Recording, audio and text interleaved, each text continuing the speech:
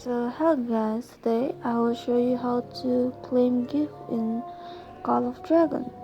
So for doing that, you gotta go to your profile at the top left, you see right there, and after that you're gonna go to the settings and you can see redeem gifts over there, right there.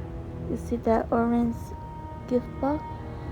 Yeah, you gotta click that, and then after that you're gonna see you gotta write some codes to redeem any gift you want.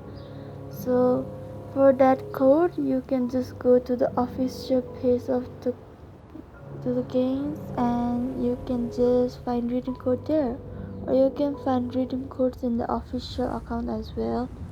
So that's it for today. I hope this video was helpful, and would you please like and subscribe for the more videos.